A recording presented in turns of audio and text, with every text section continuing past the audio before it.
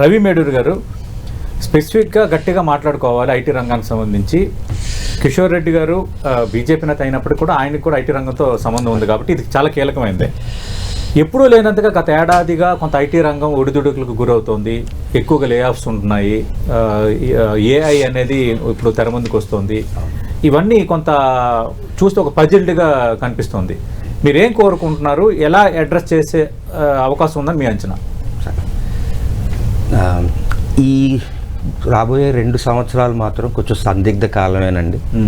AI అనే కాదు, అన్ని సాంకేతిక అభివృద్ధితో పోలిస్తే ఉద్యోగ కల్పన ముఖ్యంగా ఎలా ఉండబోతుంది, అసలు పనే ఎలా ఉండబోతుంది అనేది పూర్తిగా మారిపోతుంది అనేసి అందరూ చెప్తున్నారు. ముఖ్యంగా ఫిజికల్ ఏఐ, రోబోటిక్స్, ఆటోమేషన్, అంటే మామూలుగా డిజిటల్ ఆటోమేషనే కాకుండా ఫిజికల్ ఆటోమేషన్ వచ్చేటప్పుడు కనుక ఈ బడ్జెట్ చాలా కీలకం అండి.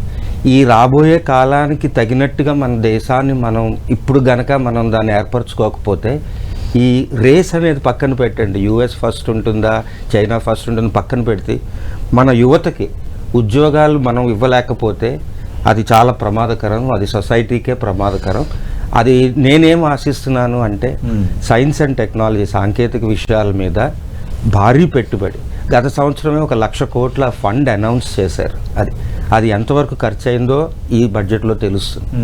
అయితే ఆ 1,00,000 కోట్ల ఫండ్ని ఇంకొంచెం పెంచడం, అంతేకాకుండా ముఖ్యంగా దాని నుండి స్టార్టప్స్కి, ఆంట్రప్రెనర్స్కి, రిసర్చర్స్కి ముఖ్యంగా ఇంకా మన యూనివర్సిటీలని రీసెర్చ్ వైపు వాటిని వెళ్ళేటట్టుగా చేయడం, ఆంట్రప్రెనర్స్కి సపోర్ట్ ఇవ్వడం. తర్వాత ఇంకొకటి స్కిల్ ఇండియా అనే స్కీమ్ లాంచ్ చేశారు. ఏఐ పరంగా ఇప్పుడు ఏఐ ద్వారా చాలా మారబోతోంది. ఈ విధంగా మన యువత సిద్ధంగా ఉందా ఏఐ వాడుకోవడానికి? స్కిల్ అప్గ్రేడేషన్ ప్రోగ్రామ్ని పెంచడం, ఇవి నేను ఆశిస్తున్నాను. అన్ని ప్రభుత్వమే చేయాల్సిన అవసరం లేదు, ప్రైవేట్ సెక్టర్ వాళ్ళు చేయవలసింది వాళ్ళు చేస్తారు. కానీ దానికి తగినట్టుగా ఆ రిఫార్మ్స్ తీసుకురావడం, దానికి తగిన ఎన్వైరన్మెంట్ని కల్పించడం అనేది బాధ్యత. అదే నేను బడ్జెట్ నుండి ఆశిస్తున్నాను. ఓకే, మీరేం చెప్తారు? నేను రాజకీయాల గురించి మాట్లాడదలుచుకోలేదు. నేను 2 విషయాలు చెప్తానండి బడ్జెట్ పరంగా.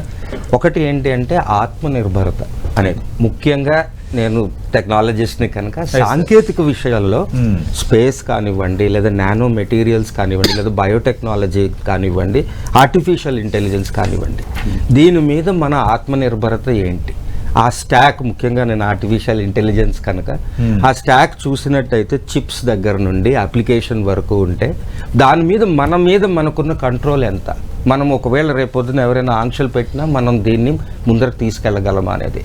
ఆత్మనిర్భరత మీద, ముఖ్యంగా టెక్నాలజీ పరంగా ఆత్మనిర్భరత మీద భారీ దృష్టి పెట్టి ఇవాళకి వాళ్ళది అవ్వదు, కానీ ఒక 4 ఏళ్లలో 5 ఏళ్లలో ఈ స్టాక్ మొత్తాన్ని మనం ఓన్ చేసేలాగా ఈ బడ్జెట్లో ఎంతో కొంత ఒక అడుగు ముందరకు వేస్తుందని నేను అనుకుంటున్నా.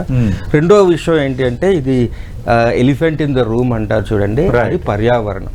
అది ఈ అభివృద్ధితో పాటు మనం మన ఎన్వైరన్మెంట్ పరంగా, పర్యావరణం పరంగా ఏం చేయబోతున్నాం అనేది.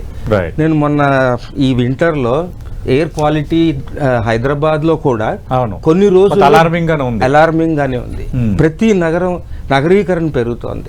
ఎయిర్ క్వాలిటీయే కాదు, అన్ని విషయాల్లోని కూడా మనం పర్యావరణం అడ్రస్ చేయొచ్చు ఈసారి అంటున్నారు కొంచెం సిటీస్. నేనైతే ఆశిస్తున్నాను, ఎందుకంటే ఇది ఇవాళ అడ్రస్ చేయకపోతే ఇది ఇంకా పెద్దదయ్యి ఇది ఒక పెద్ద ప్రభావం చూపేలా ఉంటుంది. ఈ 2 విషయాల్ని నేను హైలైట్ చేద్దాం.